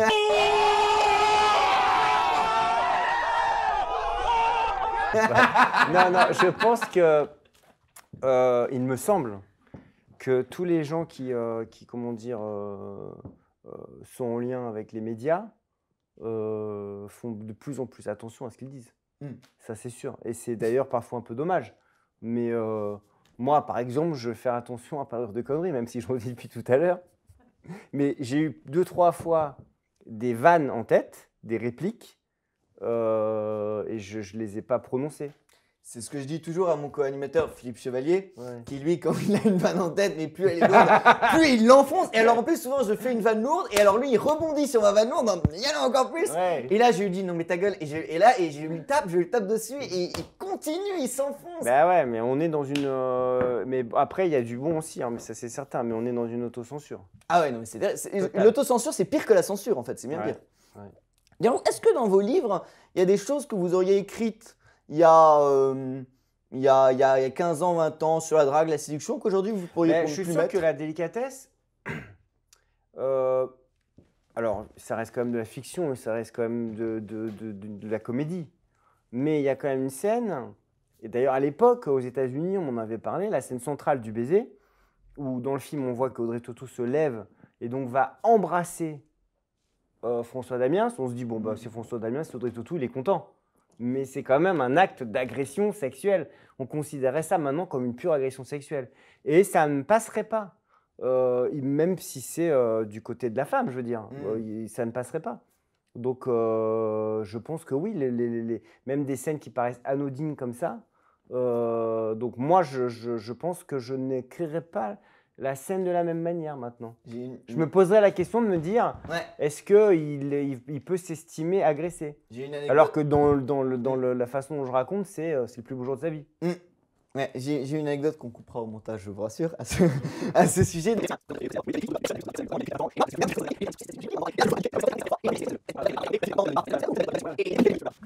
Ah bah oui, là, il y a plein de... même plus récemment, certains livres qui passeraient plus, quoi. C'est marrant parce que je regardais la première fois le film de Claude Berry, et j'en parlais avec Nathalie Reims, parce qu'il raconte d'une manière totalement anodine qu'il se fait masturber par son cousin, et des choses qui paraissent totalement dingues maintenant. Dans le récit, son arrêt d'une manière vraiment anecdotique. Mais alors, d'ailleurs, oui, c'était Claude Berry qui avait fait un film qui était avec Agnès Soral, qui a été repris en remake dans Un moment d'égarement. Ça, c'était Ciao Potin avec Agnès Soral. Non, mais il y a aussi un film qui s'appelle... Il y a eu Un moment d'égarement, ouais, tout à fait. Ça, c'était avec Victor Lanoux et Marielle, non? Non, Agnès Soral. Et en fait, ils ont refait un remake. Oui, Thomas Langman, c'est Thomas Langman qui a fait le remake. Voilà, et dans le remake, toutes les filles avaient 50+. Enfin, la fille en question avait 50+. Ils ont rajouté 50. Oui, bien sûr. Mais ça, c'est certain. Hein. Même comment dire, Woody Allen ne pourrait pas faire Manhattan maintenant. Donc, ça, c'est... D'ailleurs, puisqu'on est sur des œufs, marchons. J'adore cette phrase. Puisqu'on est sur des œufs, marchons. Non, mais puisqu'on est... une omelette. Non, mais voilà. Puisqu'on est dans les moments qui vont être coupés au montage, allons-y. Parce que vous parlez quand même de Lolita Nabokov. Il y a une affaire littéraire qui finalement a été l'affaire dont on a le plus parlé l'an dernier. Et qui, bizarrement, peut-être, a fait beaucoup de gens qui n'ont jamais lu un livre de leur vie ont connu presque la littérature grâce à cette affaire. C'est l'affaire Matzneff. Ouais. Et quel était votre avis sur cette affaire? Moi, alors là, c'est un peu si... Non, pas du tout, parce que si jamais... Attention. Si jamais j'avais une pensée un peu, comment dire, sulfureuse par rapport à ça, je l'édulcorais totalement en parlant. Mais il se trouve que ce n'est pas le cas. Moi, j'ai été profondément choqué d'apprendre tout ça, de voir des interviews, y compris choqué par la réaction des entourages. Et d'ailleurs, je ne suis pas sûr. C'est très, très compliqué intellectuellement de se dire c'est une question d'époque. Je pense qu'on pouvait aussi réagir sur certains propos à l'époque aussi. Hein. Ah oui, non, mais donc, après, je veux dire, comment dire, il y avait beaucoup de relations avec des adultes et ce qu'on appelle maintenant des adolescents, 16-17 ans. À l'époque, même des mariages. Je sais que François Truffaut, quand il était avec Claude Jade, il était très très jeune, plein d'exemples comme ça. Mais là, ce qui est raconté dans l'histoire de Vanessa Springora, c'est absolument abject, moi je trouve. Et c'est abject aussi du point de vue de l'entourage. Mais j'en ai parlé à Nathalie Reims, qui elle raconte J'aime bien ce que j'en ai parlé à Nathalie Lira. Mais non, mais il y a parce un côté que Léo Cher, il y a un côté très... Non, mais parce que... il y a un côté très mondain. Non, dans mais la parce chronique, que c'est quelqu'un que j'aime beaucoup et j'ai discuté avec elle. Elle a écrit un roman qui s'appelle Place Colette. Ouais. Où à l'âge de 13 ans, elle tombe folle amoureuse d'un acteur de la comédie française et elle fait tout pour l'avoir, qui a 45 ans. Hein. Donc c'est très perturbant aussi. C'est aussi très malaisant de lire ce roman-là de ce point de vue-là. Et elle va dire, voilà, on peut être totalement, comment dire, on peut à 13-14 ans avoir des sentiments pour un homme adulte. Mais là, quand on lit le livre de Vanessa Springora, on sent que c'est quelqu'un qui justement n'est pas dans un consentement conscient. Il y a quelque chose de l'ordre de la manipulation. Je trouve que c'est... Enfin, moi, en plus, j'ai des enfants, moi, ça me... Mais alors, là où il y a une grosse hypocrisie dans l'histoire, c'est que Maznev, les livres de Maznev sont 4 fois plus hard que le consentement. Donc, on ne peut pas dire qu'on n'était pas au courant. Ouais, puisque finalement, ce qu'on a remarqué, c'est que finalement, ce qu'il raconte dans ses journaux intimes, à côté, le consentement, c'est plutôt un livre gentil. Moi, je trouve ça vraiment passionnant parce qu'il y a ce débat sur est-ce que l'époque a changé. On voit ça avec Ménès qui se défend comme ça en disant oui, mais avant, on pouvait dire ça, avant, on ne peut plus rien faire. C'est le deuxième débat dans le débat. Est-ce qu'il y a une problématique de mœurs personnelles? À l'évidence, oui, quand même, pour Maznev, ça me paraît évident. Mais est-ce qu'il n'y a pas... Il n'y a pas aussi une histoire de contexte qui a évolué. Moi, je n'avais pas lu les livres de Maznev. Moi, je ne connaissais pas tout ça. Je savais qu'il avait une réputation sulfureuse. Après, de là à ce qu'on entend parfois de faire du tourisme sexuel avec des très jeunes enfants, s'il a effectivement décrit ça dans des livres, ça me paraît assez incompréhensible qu'il n'y ait pas eu, eu d'interview, de poursuite, quoi. Enfin, ça me paraît fou. Je veux dire, les enfants sont protégés. Enfin, c'est pas depuis 6 mois. Parfois, tu as raison, les gens raccourcissent des propos, des trucs et tout ça. Dans C'est à vous, ils ont fait 10 minutes sur le fait que j'avais un coup de soleil. T'as fait quoi pour C'est à vous? Ils ont rien, ils ont fait 10 minutes mon émission sur le fait que j'avais un coup de soleil dans l'émission. Mais comment ils ont récupéré ton émission pour quelle? Bah, ils ont pris l'émission parce qu'ils ont fait toute une chronique de l'émission sur le fait que j'avais un coup de soleil. Donc je suis prêt à tout, moi. Dans C'est à vous, ils ont chroniqué l'émission par rapport à quel invité? On avait Philippe Chevalier, mais un peu tous les invités. Mais ça tournait. Ils ont fait une chronique sur toi? Oui, sur le fait que j'attrapais des coups de soleil. Je vous promets. On vous montrera. On la mettra. Qui a fait cette chronique? Bertrand Chameroy. Ah oui, Chameroy. Je vous promets. Oui, bah c'est censé être la chronique un peu drôle, c'est ça. Ouais. Non, mais pour vous dire qu'on peut faire un truc à partir de rien. Ouais, ça, c'est certain. Je m'étais endormi dans ma cabine de UV, c'était pas de ma faute, quoi. Alors, 2010, John Lennon. Ouais. Alors là, ça c'est formidable. Vous racontez 18 séances de Lennon chez le psy, à la première personne. Alors évidemment, l'épilogue est à la 3e personne. Ça aurait été compliqué de... Pourquoi vous rigolez? Non, parce que c'est drôle, oui. S'il parle de lui à la première personne, c'est sûr que quand il meurt, il peut pas raconter, oui. C'est ça, c'était ça. Non, mais Beck BD l'avait fait dans un livre sur le 11 septembre où vous l'avez pas lu Windows on the World? Si, j'ai lu tous les livres de Beck BD. Ouais. Il fait le décompte. Le 11 septembre, ça il a fait de 9h du matin à 11h, et à la fin, il y a 11h01, 11h02, 11h03, et il raconte comment il meurt à la première personne. Ouais. Très bien fait. Alors, 11 séances chez psy. Et alors, par exemple, il raconte cette photo célèbre au lit avec Yoko Ono, où ils étaient nus tous les deux. Il dit que c'était la première fois qu'ils s'allongeaient pour parler à un inconnu. Et les gens voulaient les voir baiser, en fait. Qu'est-ce qui s'est passé? Non, enfin, c'est surtout qu'on a beaucoup décrit, en fait, ce moment-là, cette époque-là. On les trouvait totalement égocentriques, immatures, un peu peace and love, n'importe quoi, en disant, voilà, il faut arrêter la guerre, utopiste d'une certaine manière. Mais il faut savoir que Lennon, avec l'aide de Yoko Ono, c'est quelqu'un qui a peut-être été le premier artiste à transformer sa notoriété atomique mondiale en arme pacifiste. Et c'est vrai qu'on pouvait se moquer d'eux, mais quand même, tous les journalistes du monde entier étaient dans leur chambre d'hôtel en train de les interviewer et donc faisaient la promotion de la fin de la guerre, du pacifisme, Give Peace a Chance. Donc c'était quand même un acte politique très très fort et je pense que c'est le premier à avoir fait ça à cette échelle-là. Il s'est dit à un moment donné, si le monde entier m'écoute, pourquoi ne pas porter des messages plus politiques que She Love You? En effet. Non, je cherchais une vanne, s'il n'y avait pas une chanson de François Valéry qui aurait fait un acte politique, mais bon. D'Hervé Villard, mais je ne trouvais pas. Tu feras un pick-up, tu reviendras, tu le chercheras. Je chercherai plus tard. Je me disais, est-ce qu'Hervé Villard n'avait pas fait un acte politique comme 67, mais bon, bref. Oui, bah, il était contre le Capri. Voilà, c'est ça que je cherchais ma vanne, mais j'en ai pas en fait. Non, alors. C'est dur ça. Hein.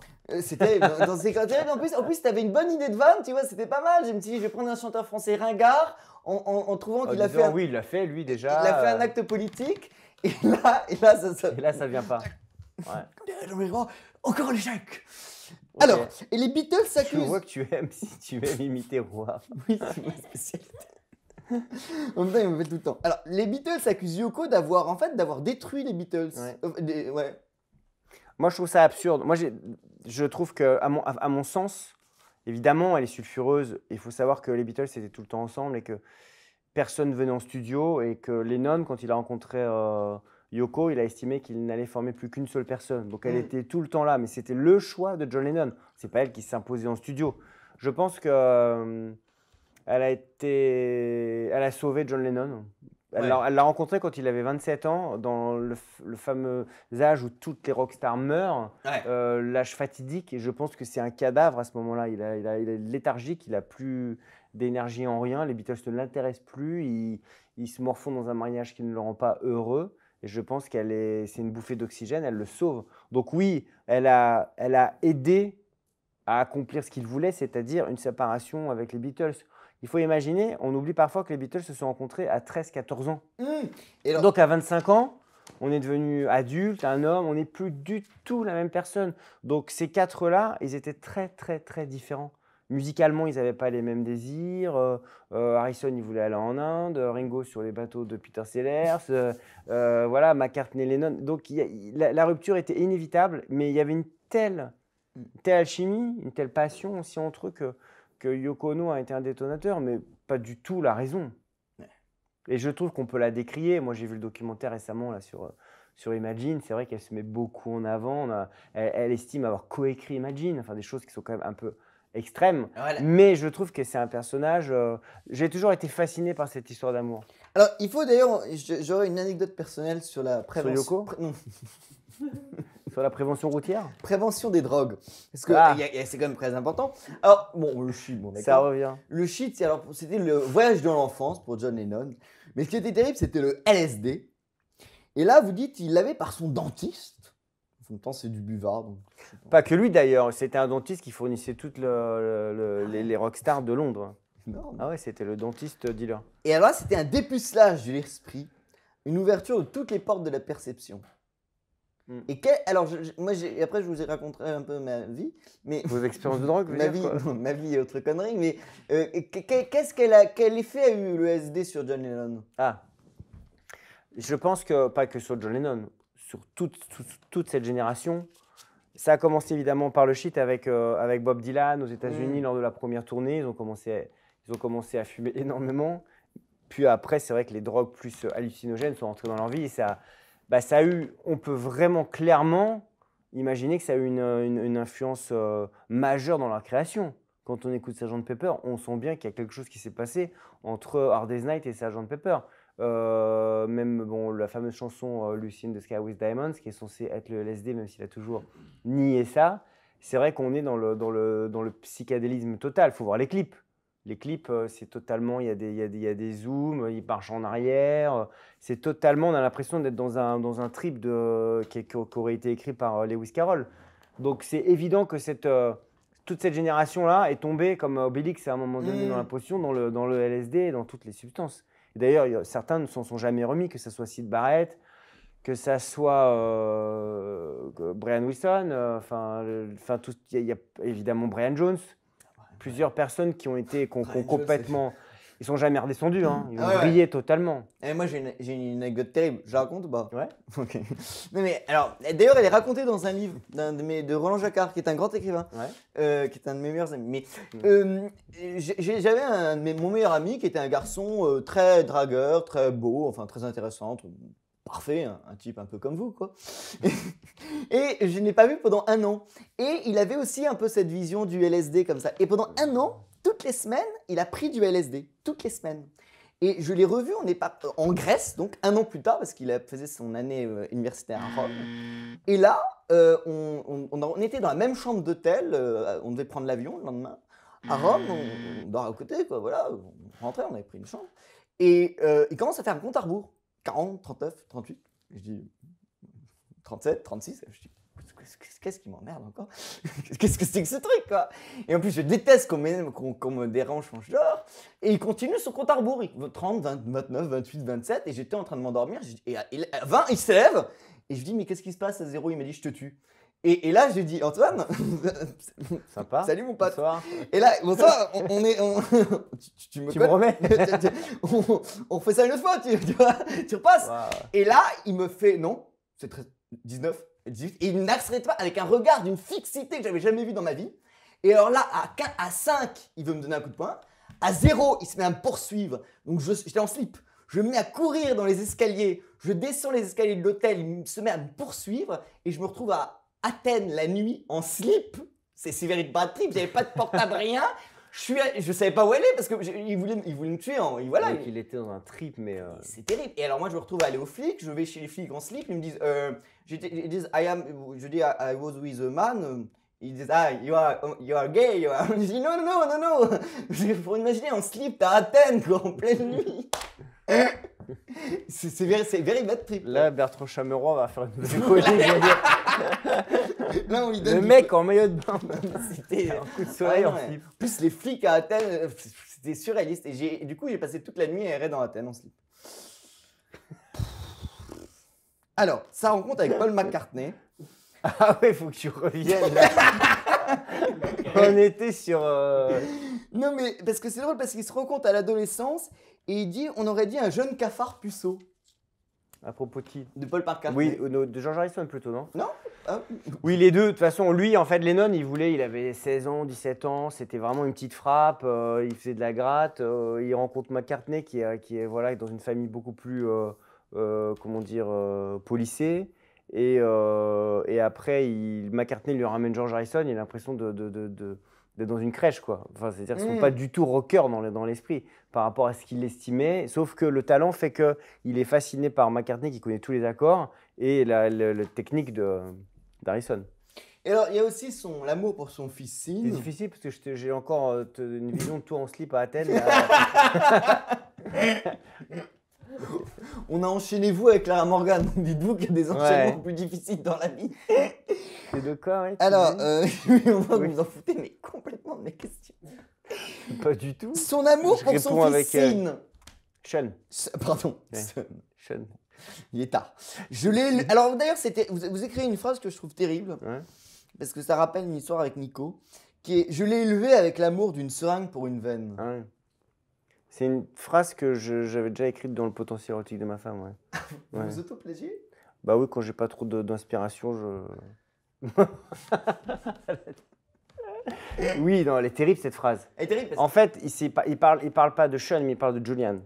Là, ce qui est intéressant ce qui moi me fascinait avec John Lennon, c'est qu'en écrivant ce livre, je me suis rendu compte qu'il était tout et le contraire de tout. C'est-à-dire qu'avec son premier fils, il était dans le rejet total, ça ne l'intéressait pas, il ne s'en occupait pas, et il était fou d'amour avec Sean. Avec Cynthia, sa première femme, elle ne devait pas exister.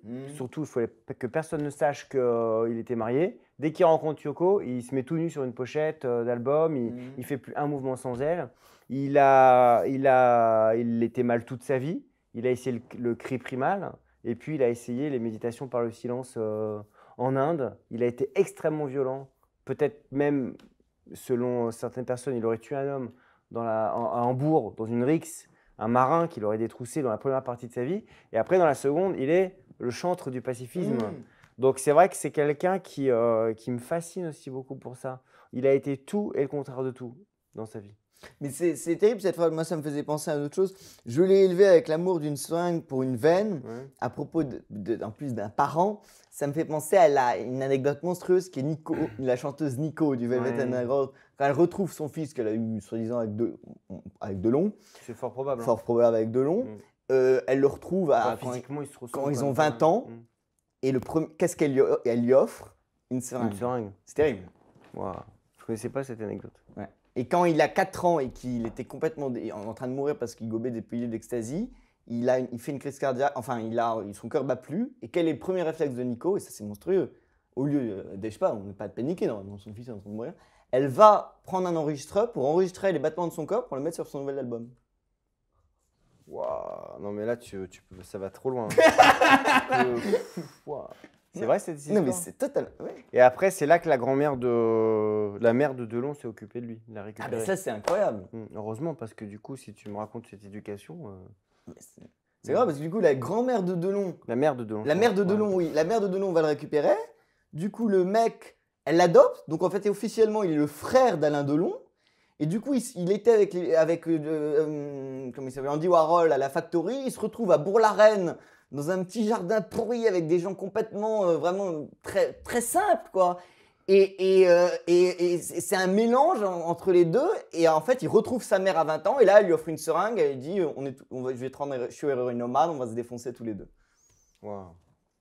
Je savais pas que Nico c'était à ce point-là. Ouais, non, c'est grave. Allez. La rencontre avec Elvis. Ah, ça, c'est assez drôle. Allez. La rencontre avec Elvis. Ouais. Bah ça, elle était. Faut imaginer le délire que c'est. C'est-à-dire que les Beatles, ils sont de Liverpool, ils sont totalement fans absolus. Elvis, c'est vraiment quelqu'un qui change la musique à la fin des années 50, 56, 58, et que tous ces petits mecs, tous ces petits Anglais, ils écoutent Elvis, c'est vraiment leur idole. Et donc, ils se sont toujours dit, le jour où on ira aux États-Unis, c'est quand on sera numéro 1. Donc, ils arrivent, ils détrônent Elvis, et donc il y a le jeu de chat à la souris pour organiser cette rencontre. Finalement, Elvis les rencontre. Et c'est vrai que Lennon après a raconté que c'était très décevant. Ils n'ont pas du tout parlé de musique. Il a passé toute la journée à leur montrer le nombre de télé qu'il avait. Et je suis allé il y a 2 ans à Graceland et c'est vrai que la maison est dingue. Et donc pour l'époque, elle était d'une modernité avec tous les gadgets pas possibles. Donc il parlait que de ça en fait. Ah oui, il paraît qu'il y a un côté pathétique dans cette maison. Moi je trouve pas en fait. Faut imaginer qu'elle était... à l'époque, en tout cas, elle était le symbole de la modernité. Pourquoi pathétique? Je sais pas, parce que j'avais lu un livre de Tignac qui s'appelait Elvis, balade sudiste, où il raconte, il avait fait le pèlerinage à Graceland et tout, et il y a un côté terriblement triste, quoi, que c'était à la fois le comble de la modernité, du luxe et tout, mais que tout sentait la mort, quoi. Ouais, en tout cas, ouais. Bon, ça n'a pas beaucoup de goût, en tout cas. Alors, vous dites, oui, Elvis les regarde avec un air qui dit « T'es qui toi, sale petit con, à me donner des conseils ?» Un sourire avec la dimension d'un meurtre courtois. On était 4 pères connards anglais qui lui avaient piqué sa place. Bah, c'est un petit peu ça. Hein. Et c'est vrai que ça l'a remotivé après. Les Beatles l'ont donné comme quand on a de la concurrence. On a comme ça, il a fait peu de temps après, enfin quelques années après, le fameux comeback du concert de Vegas en 68, où il est en rock, il est en cuir, il est avec 3 musiciens folk. Et c'est vrai qu'il est éblouissant, c'est peut-être la chose la plus puissante chez Elvis. Alors maintenant, on va parler de votre plus grand livre, 2014, Charlotte. Alors c'est un hommage en fait ce livre. Ouais, c'est ça, c'est à la fois un hommage et en même temps une volonté de mettre en lumière une artiste qui me fascine plus que tout au monde. J'étais assez désespéré de voir à quel point elle était peu connue, voire oubliée. D'ailleurs, il y a eu plein d'expos depuis d'elle.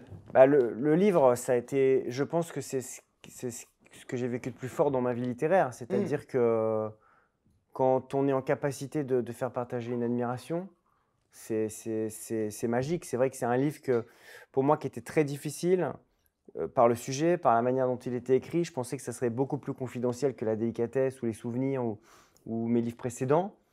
Et l'accueil du livre a été au-delà de tous mes espoirs. C'est un livre qui a eu le Renaudot, le Goncourt des lycéens.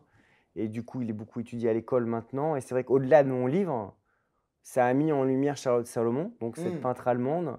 Ça a permis aux gens de la découvrir, de découvrir son œuvre. Morte à 26 ans à Auschwitz. Oui.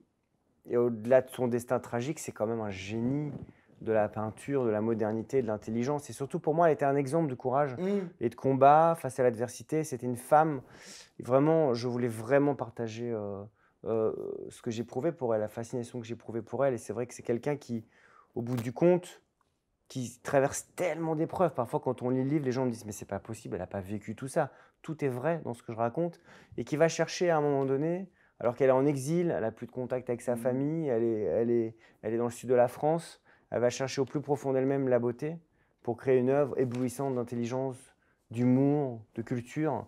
Et c'est vrai que c'est une œuvre qui la sauve, parce qu'on voit bien qu'elle est condamnée par une histoire familiale terrible, beaucoup de suicides.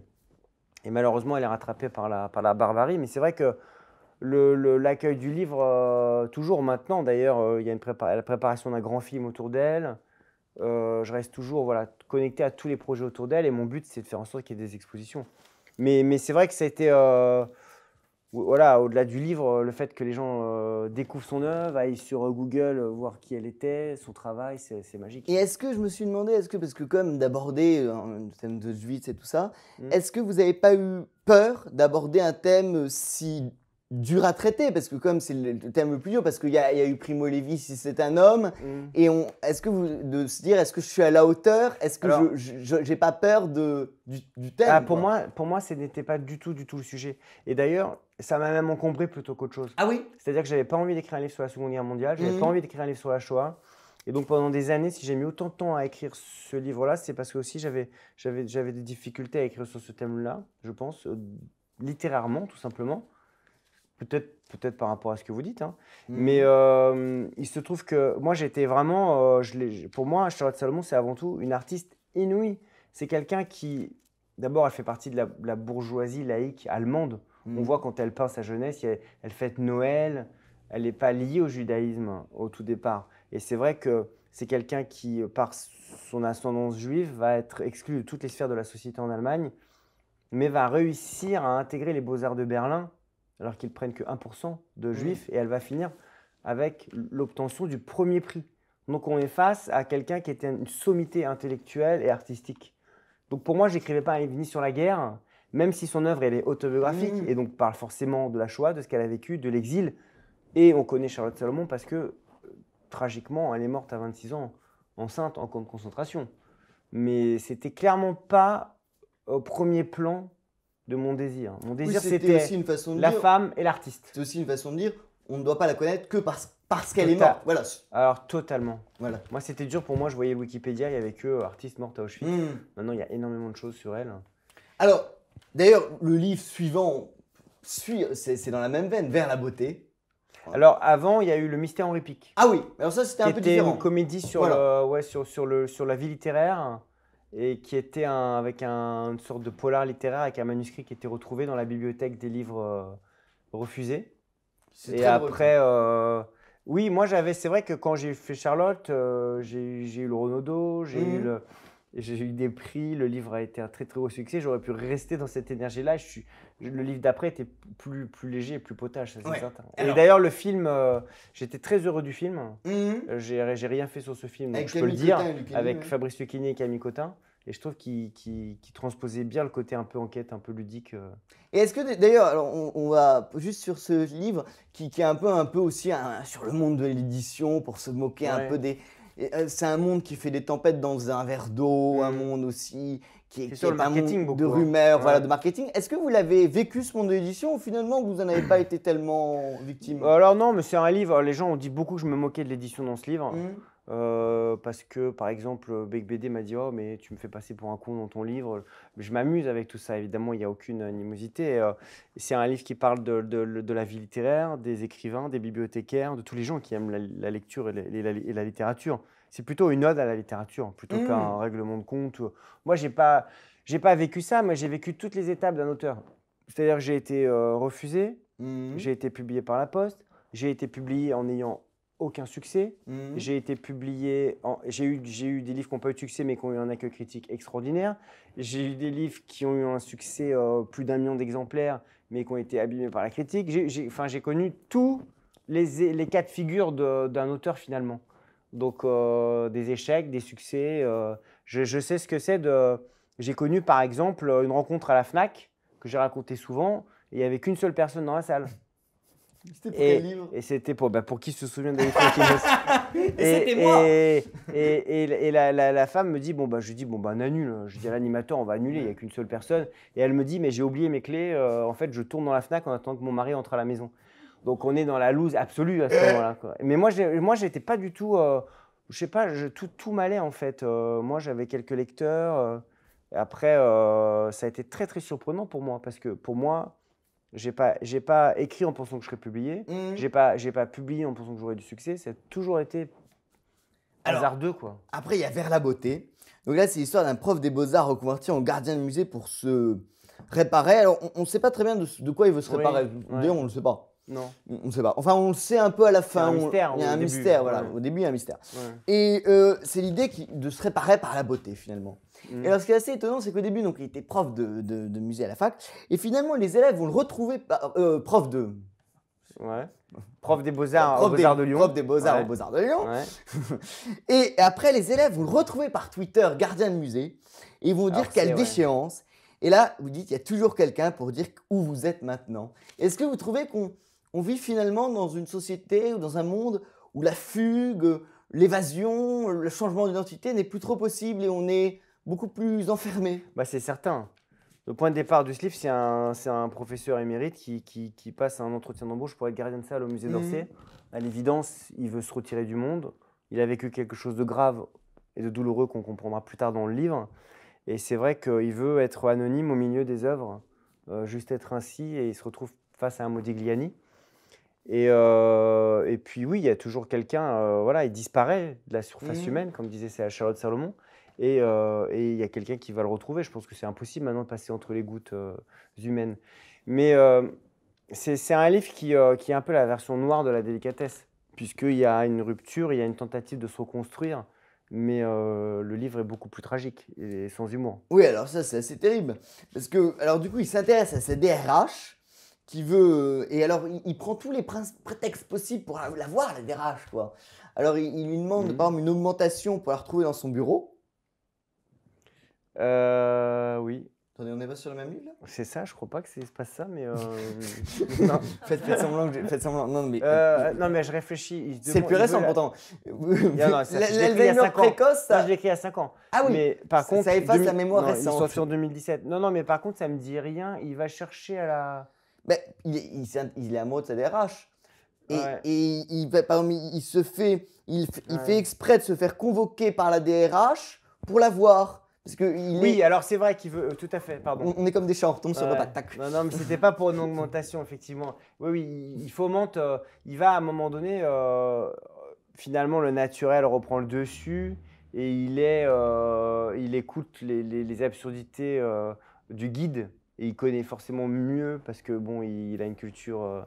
Donc il se lève à un moment donné, il va intervenir en tant que simple gardien, il va intervenir et c'est vrai qu'il va être convoqué par la DRH à ce moment-là et elle va l'accompagner dans sa quête pour retourner après à Lyon et d'essayer de recomposer ce qui s'est passé. Vous écrivez que l'absurde est toujours voisin du désir. Et est-ce que finalement, Ouais, je crois ça vraiment. Ouais.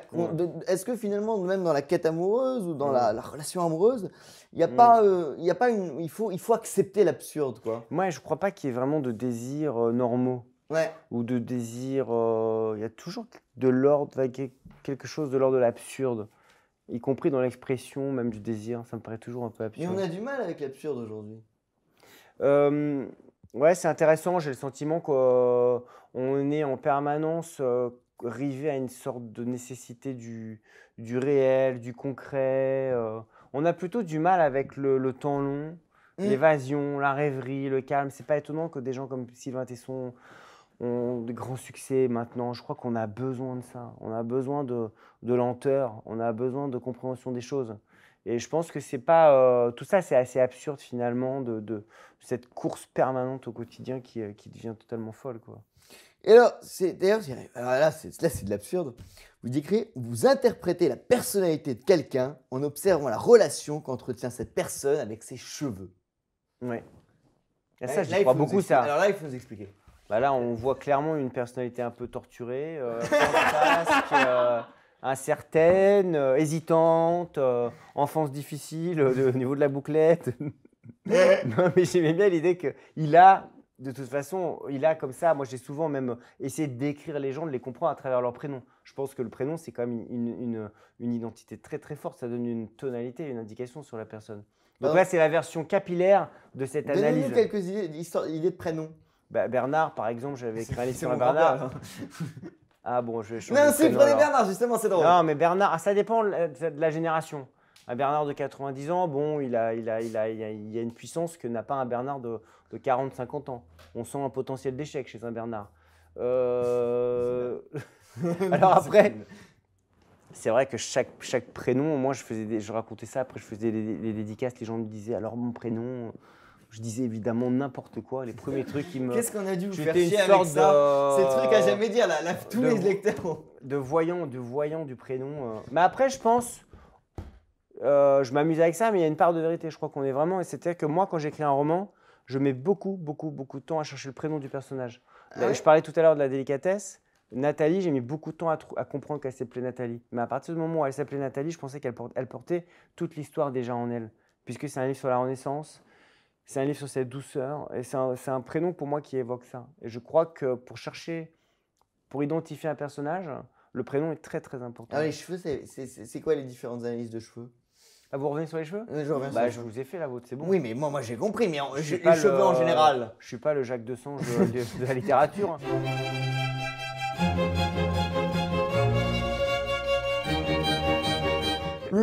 Parlons cheveux. Parlons... Non, mais on sent parfois, sérieusement, bon là on va pas s'arrêter. Là, vous regardez votre monde. Non, mais c'est-à-dire, vous prenez n'importe quelle personne et si en fait, à vrai dire, c'est pas que le cheveu.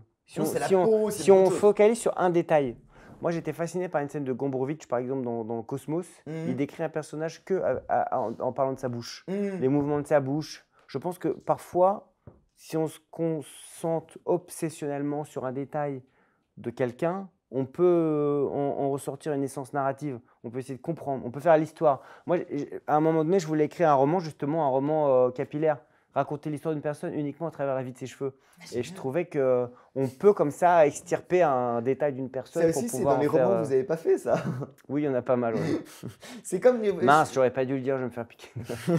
Non, mais c'est vrai que... C'est dans la délicatesse que vous écrivez les chansons que Lennon n'a pas écrites. Ah, mais ça m'obsède, moi. Ça m'obsède. C'est-à-dire que la mort d'un artiste, c'est la mort de sa création.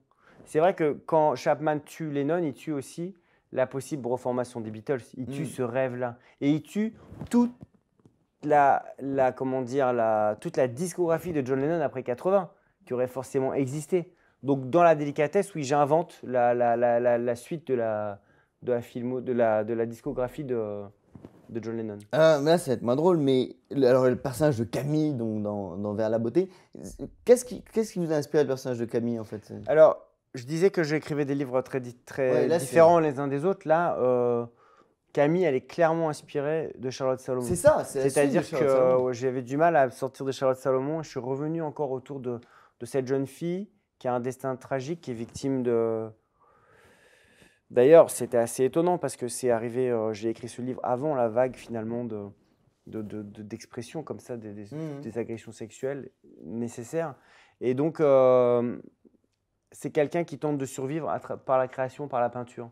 Et donc, on est clairement dans la même thématique de Charlotte Salomon. J'avais envie encore de travailler sur ces thèmes-là. Oui, c'est un livre qui parle vraiment de la... Évidemment, c'est très personnel. On en parlait au tout début de l'entretien. Sur la maladie et à quel point la beauté, la sensualité peuvent penser, cicatriser une douleur, consoler même. Et donc, la beauté, ce livre s'appelle Vers la beauté parce que c'est ce qui va tenter de permettre finalement, l'expression de la beauté, tenter de permettre de sauver Camille. Ouais, c'est vrai que c'est la version noire de la délicatesse parce que ça se finit mal. Camille, on peut le dire à la fin. Camille... Bah non, on peut pas le dire à la fin. Enfin, ça dépend. Est-ce qu'il y a des gens qui te regardent ou pas? Bon, alors tu peux dire à la fin. Le pire, c'est que ça va être la seule émission où les gens vont regarder. Les auditeurs sont pervers, on leur dit de ne pas regarder. Je vais mettre ne regarder. Mais non, mais je disais ça pour non, mais alors Camille se suicide en fait, c'est ça ce qui est terrible. Oui. Et pourquoi avez-vous voulu faire un échec? À vrai dire, c'est ce que je disais tout à l'heure sur les premiers romans, on est porteur d'une énergie. À un moment donné, j'ai écrit des livres très légers, j'ai écrit des livres plus noirs. Ça ne veut pas dire que j'ai écrit mes livres les plus légers au moment où j'étais le plus joyeux et inversement, mais je pense que ce livre-là, Vers la beauté, il était marqué par une période complexe. Ouais. Alors, là, on va finir sur un truc drôle, le dernier. Ouais. Bah, pourquoi? Non, mais j'ai fini mon nouveau roman il y a quelques jours, donc... Ah. Comment? Je ne suis pas déjà dans votre chambre à coucher. Moi, je parle de La famille Martin. Oui, La famille Martin, c'est drôle.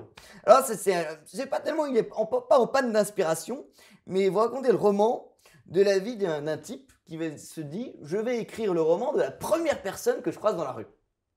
Ouais. C'est ça. Alors c'est vrai, non, mais c'est vrai que c'est le point de départ du livre. C'est un truc que j'ai fait d'ailleurs. Je suis descendu dans la rue. Et je me suis dit, tiens, la première personne que tu arrêtes va être le sujet de ton roman. Après, quand le livre est sorti, j'ai fait beaucoup d'émissions. On m'a demandé si c'était vrai, si c'était pas vrai. C'est vraiment un livre sur Ils sont cons, ces journalistes. C'est vraiment un livre sur l'amusement littéraire, sur le laboratoire d'écriture d'un livre et s'amuser finalement avec le lecteur sur la part réelle ou non du roman. J'avais envie de m'emparer d'une famille réelle et de la raconter. Mais alors, d'ailleurs, mais souvent les gens, pardon. Ouais. Non, allez. Non, mais souvent les gens, quand vous êtes écrivain, on vous raconte beaucoup leur vie. Moi, ça m'est arrivé plein de fois où, en signature, en librairie, ou même des messages sur Facebook ou des choses comme ça, les gens me racontent des histoires.